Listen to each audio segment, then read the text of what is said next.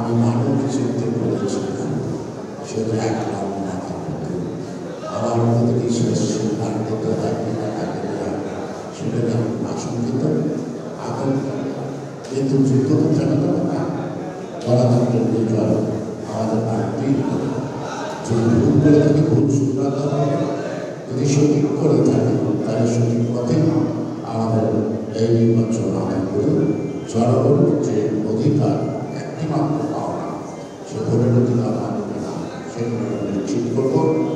সে কারণে আপনাদের শিল্পীরা অনেক কিছু করার আছে স্বাধীনতা যুদ্ধে মানুষ তখন আশ্বস্ত হতো উৎসাহিত সাহসী হতো রাত্রিবেলা চোখে চোখে যখন স্বাধীন বাংলা চরণ এবং স্বাধীনতা থেকে যারা যারা গান গেছেন সারা রাতে তখন উত্তেজিত রেখেছে স্বাধীন রেখেছে সাহস রেখেছে। সুতরাং একটি যুদ্ধের শুধু অস্ত্রই নয় মানুষের চিন্তার চেতনা যে দৈর্ঘ্য সেটা শিল্পীরাই তুলে ধরতে পারে। শিল্পীরাই কিন্তু নাটকের মধ্য দিয়ে সৌন্দর্যের প্রশ্নচর্চা করে যদিও খ্যাত বেশি তাই সীমিত ক্ষেত্র থেকে বিস্তৃত করতে হবে এবং শুধু শেখানো ডায়লগ বা অন্তরের ডায়লগের জাতির দৃশ্য আমাদের সবাইকে ধন্যবাদ যারা আয়োজন করছেন আজ জাতীয় দিবসের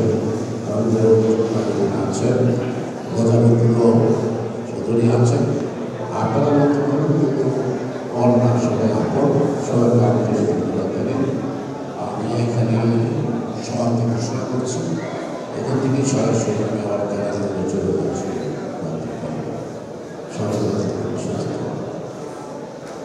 ধন্যবাদ।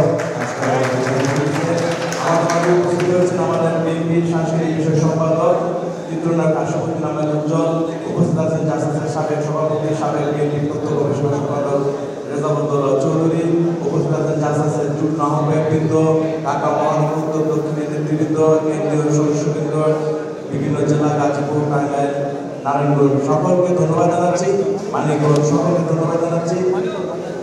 এখন আমাদের উন্মুক্ত সাংগীতিক প্রদর্শন চলবে। সকলকে ধন্যবাদ।